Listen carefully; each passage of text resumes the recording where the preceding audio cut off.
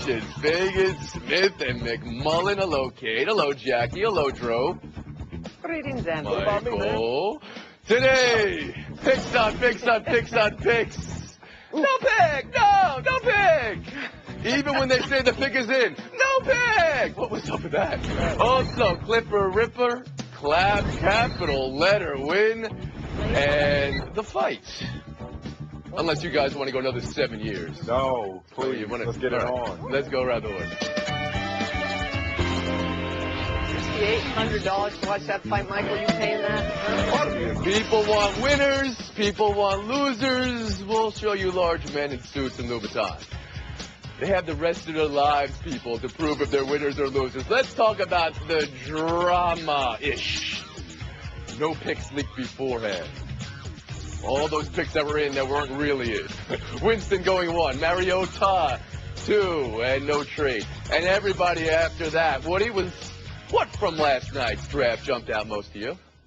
Well, first of all, it was the #1 player in the draft as far as I'm concerned. Williams falling right into the Jets' lap. What a great pick for them. I love that the Rams got Gurley. I think the Hurley-Gurley man is going to be a great running back for 10 years. And thank you, Donovan. They love to get him. On the other side, the Colts. What are they thinking about? One of the worst defenses in the league. And what do? They go out and get another wide receiver when they have 3 quality wide receivers. And then you go down to the Cleveland Browns. We thought they were going to get another quarterback and make the deal with the Tennessee Titans. What do they end up with? A center when they've already got 2 centers there. Okay, Hello. a lot jumping out at Woody Page. How about you, Kate? For me, the big winner on this night was the Oakland Raiders. I love Amari Cooper. I liken him to Marvin Harrison. I think he's a high-volume receiver. Okay. And look at the Raiders, right? Last year, they didn't have anybody who caught for more than 700 yards. They haven't had a 1,000-yard receiver since 2005 with Randy Moss. I think this guy is legit, and I think he will help Derek Carr get to the next level. Mike Smith, you?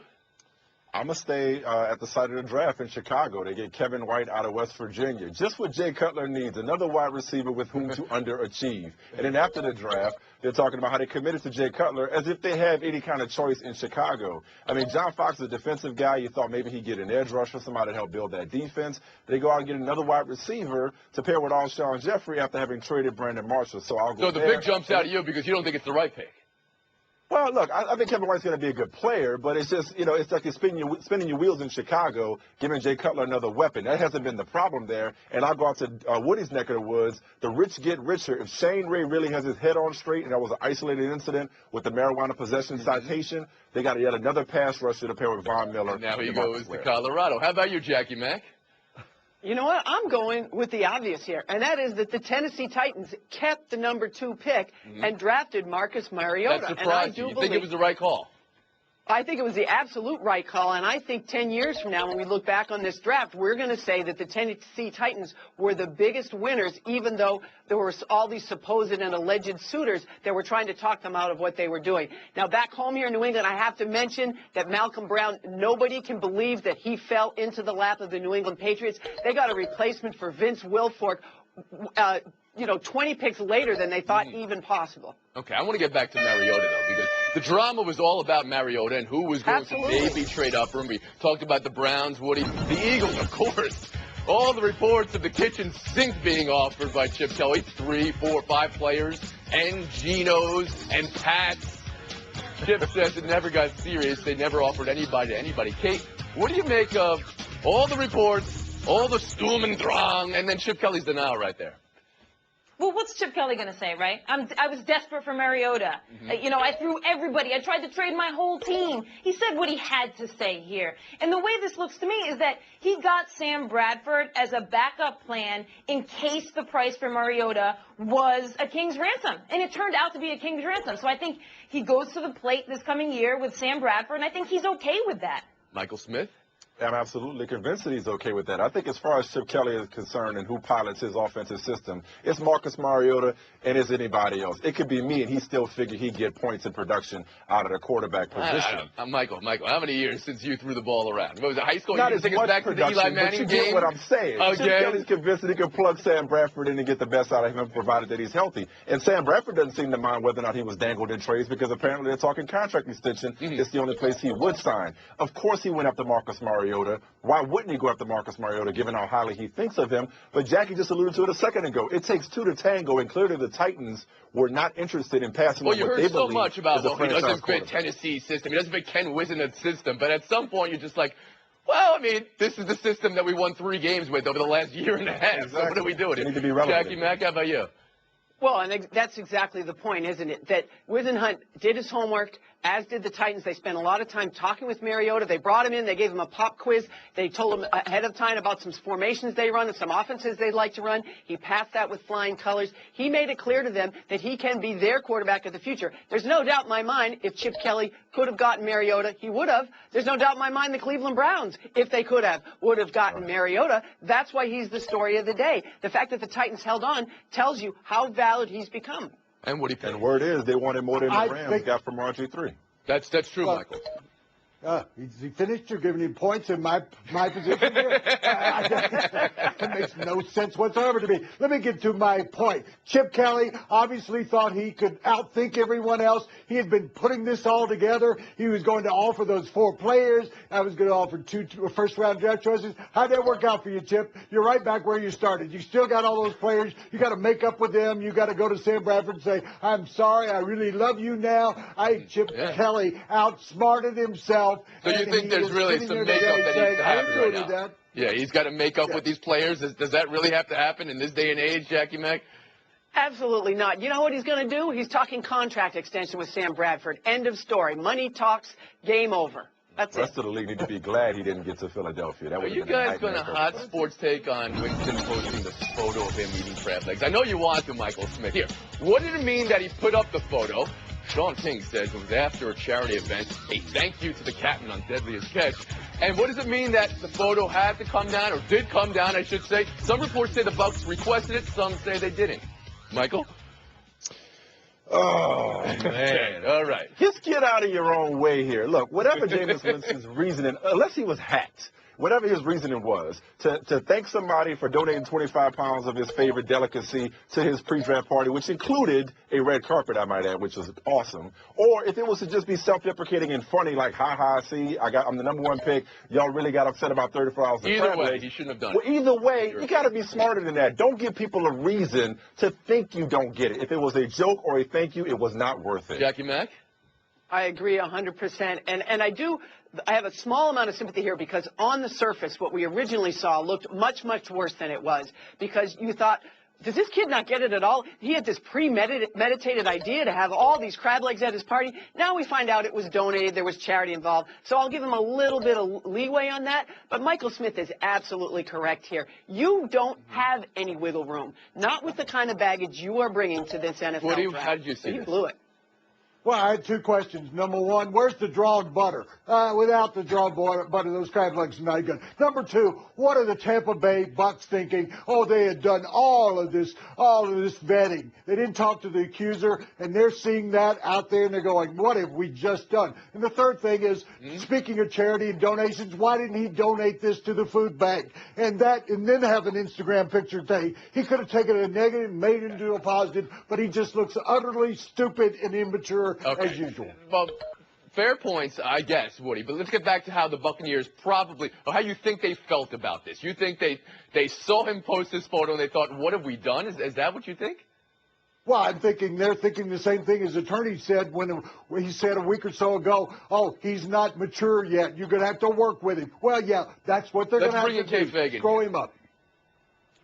Look, when you're an NFL quarterback, you have to be able to see things from all different perspectives, right? You have your own viewpoint. You got to be able to get in the head of the defensive back, your own wide receiver. So my concern with this picture is that he didn't have the perspective. Maybe he knew what the backstory was, but none of us knew, right? As a writer, when I write something that doesn't make sense, my editor says that doesn't make sense, and I try and explain it. And he says, well, you can't go to the home of the reader and explain what you meant. That's what's wrong with this picture. None of us know the backstory. None of us know the reasoning. And so that Jameis doesn't have that perspective is concerning. Yeah, that's concerning on a football level. You think not having a perspective at how to post something on Instagram is the same as not being able to work your receivers on reading defense? Look, being an NFL quarterback is 50% on the field and 50% how you operate off the field, how you run the ship, how you communicate with people. 50-50, okay. NFL quarterback got to be on top of their game, both on the field and off the field. Big, and it's Smith on top of the game right now. McMullen one behind. Woody Page, some work to do with buy or sell today. Coming up, is this the face we'll see in Game 7 as well? If so, I mean, what could possibly be awaiting us? Stick around. Geico presents Strange Saving Stories. Astronomers detected an interstellar transmission. It stated, Geico, 15 minutes could save you 15% or more. The implications were staggering. Was the cosmos telling us we could all save hundreds on car insurance with Geico? Or did their radar merely pick up a signal from the nearby Rufus and Clyde's morning show? We may never know. Geico. 15 minutes could save you 15% or more on car insurance. Buy or sell. It's possible the Clippers are who you thought they were before you thought they weren't who you thought they could be. Maybe. Perhaps. Game 7 is tomorrow. Is there any more insanity we could possibly cram into tomorrow, May 2nd? No. Okay. Game 5. They went back to L.A. Everybody wanted to be the Clippers. They lost. Spurs won. Game 6. Going to San Antonio. Everyone wanted to be the Spurs. They lost. Clippers won. So, Woody, dare I ask, who do you want to be in L.A. in Game 7? I want to be the Clippers owner. I want to figure this out. And I want my Clippers as the two best players on the court, and Chris Paul and Blake Griffin. Tony Parker is not even able to play really in this series, and Doc Rivers is out coaching Popovich. I think you're not going to lose Kate three games. Fagan, you with Woody? I want to be the Clippers, not for the same reasons he says, but I think the Clippers are winning this series, right? That game last night, the Clippers hit shots that Clippers teams do not usually hit. That J.J. Redick 3 with 3 minutes 30 seconds left was key. The floater by CP3 with 21 seconds left, these are things Clippers of old would not do. I think they win this series. Mike Smith. I want to be the Clippers. History says I'm the home team for Game 7, so I got an 80% chance of winning. I want to be the Clippers because I got Chris Paul. I want to be the Clippers because if my thin bench is going to show up at any point, it's going to be at home. That's what conventional wisdom says. And I already know I should have closed out this series a long time ago. I gave away 2 games at home. Okay, Jackie Mack, you? So I'm impressed with the Clippers for all the reasons that all of you just said, but here's why I want to be the Spurs, Michael, because the Clippers have already given away 2 games, and Kawhi Leonard is going to play better. He is one of the best two-way players in the game, everybody good as Griffin and CP3 when he's on. And Parker is injured, but he's been here before. These guys have come back from the dead so many times I can't even count. All right. Hard to write them all. Buy or sell, too, what the Bulls did to the Bucks last night, which had yourself asking yourself how a team loses by 54 at home with a season on the line game. And what exactly is Mike Dunleavy doing to release such crackery? Kate, about the Bucks or Bulls? This was about the Bucks for me. I thought the Bucks were kind of like an engine redlining, even to get to 2 wins in this series. And when you're redlining, you're just as close to engine failure as you are to going fast. And to me, that's what happened to the Bucks last night. Mike Smith? As embarrassed as the Bucks, as the Bucks should be, I'm going to say it's about the Bulls because when they're focused and they're committed to defense, we know what they are on paper. This shows what they have the potential to be. It's why I'm picking them to beat the Cleveland Cavaliers. Whoa! So you've got the Bulls as well beating the Cavaliers. I mean, we had a couple other panelists earlier in the week who were on the fence. You got it happening. All right. How about you, Jackie? I'm going to go ahead and take them. LeBron can't handle it by Writing it down. All right, No write love, it down. no J.R. I might be joining you, Mike. I'll tell you what the Bulls showed me was they've been having trouble with the defense, so the Milwaukee Bucks were turning the ball over. Last night, you know what they did? They shot 53% after a turnover. They outscored them 23-4 on points off turnovers. They took a weakness and turned it into the strength that blew the Bucks out. Okay, but let's not bury the lead here. This was a 54-point game in the playoffs. What do you bet the Bucks or the Bulls? Oh, the Bucks are old news now. We're talking about the Bulls, and I agree with Michael. I think they're going to blow out the Cavaliers. Blow out? I think as a team, okay. I got to write that down. Blow out. This is a team that's together. Derrick Rose gets better every game. I think they're headed to the NBA championship. That's what it's about. I think we're headed to everybody on this panel now picking Chicago. So, I mean, sure, they were up 3-0, and then they fell to 3-2, and when they're focused and they're locked in, though, when they're focused, okay. Yeah. Let's get focused here. I hope Noah's healthy. Do the Rangers have beef with how the last 5 seconds of last night played out? Ward's goal, this is a skate-off win with 1.4 left. Before that, Ovechkin's pass. And before that, Backstrom's hit on Boyle that distracted the Rangers. McDonough said he hesitated because he was expecting a call. Some of the Rangers thought there was going to be a call. Vigneault looked very upset after the game. Michael, Rangers have beef? The only person who should have beef for the New York Rangers is Henrik Lundqvist for his defense hanging him out to dry. Jackie Mack? No beef here. For one thing, by the way, Lundqvist got outplayed by Holtby, the Washington goalie, and it may or may not have been a penalty, but you never stop. Everybody knows that in sports. You keep playing till you hear the whistle. The Rangers only have themselves to blame in this situation. Paige? I think it was boarding. I think they should have stopped it. I think that the Rangers did get fouled here in this situation, and the game should still be playing in overtime right now as we speak. Fagan? Woody, no way. This was not a foul. This was a clean shoulder-to-shoulder hit. Just like Backstrom said, that he was going to play to the buzzer. Last 5 seconds, you go all out. That's what the Rangers need to do. They want to fall back on a foul that actually wasn't one. Play to the whistle in every single sport. Michael Smith's going to need to play to the whistle right now. We got no time. Michael, you're running. Both him, Page, Fagan, McMullen, lightning round next. Coming up, the Derby and the fight. This is the most excited your grandpa's been since the Sophia Loren-less movie. Stick around. ESPN Radio. With the action on the court, the diamond, or the gridiron. Comes alive. The NBA. The San Antonio Spurs are the world champions. Major League Baseball. San Francisco Giants are the champions of the baseball world. The new college football playoff. College football playoff national champion, the Ohio State Buckeyes. Your home for the best in sports play-by-play. ESPN Radio. McMullen and Fagan 22, Page 21. Anybody's ball game in the lightning round.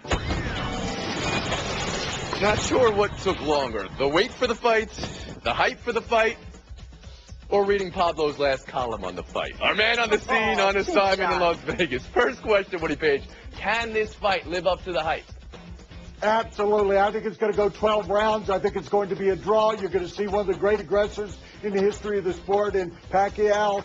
Mayweather is a great counter-puncher. I think they're going to feel each other out early on, and then it's going to get really wild toward the end. And you said draw. You think it's going to be an even fight, or you think it's going to come out a draw because they want a little bit of drama? What do you say with that? They want a rematch. Of course they do. More money. Kate, how about you? It's going to live up to the hype. I mean, the fact of the matter here is that the majority of people tuning into this fight have probably never watched a fight before. So they don't care about X's and O's. They care about the spectacle. And there is going to be a spectacle. Majority of people have never watched a fight before. You think that's going to be the case when we look at the numbers? You've got some interesting percentages here. 50-50 in one story. Majority here. Jackie Mack, how about you? I just don't see how it can live up to the hype. I can't believe the numbers I'm seeing, Tony, between $380 and $400 million gross revenue. How can any sporting event live up to that kind of hype? Also, the fact that neither one of these fighters are at the peak of their career. Now, I know it's supposed to save boxing, but is boxing really savable on a fight that should have happened 7 years ago? Well, I mean, we even talked about Oscar De La Hoya yesterday saying boxing needs a great fight. I mean, there is the regret that it hasn't happened 5 years ago, 6 years ago when they were prime. Real quick, what would be better for boxing? Who would win, Jackie Mack? Be much better if Pacquiao won, I think. Fagan? Pacquiao. And Woody? Agreed. All right, no one's going to go with the undefeated career of Mayweather. We'll move on. Earlier in the day, May 2nd, it's a great day, the Kentucky Derby. Kate, have you talked yourself into a winner? I have not, but my dad is talking me into one. He says on text here, materiality. He's sired by a Fleet Alex who won the Preakness and Belmont, 12-1 morning line. Too many horses to accept short odds on American Fair. That's incredible information from Chris Fagan. When he comes on the show, he's going to get all those points. In the meantime, Jackie Mack, how about you? Give me Dortmund, son of Big Brown, who won the 2008 Kentucky Derby, trained by Bob Baffert, and named for a German soccer team. Woody Page, how about you?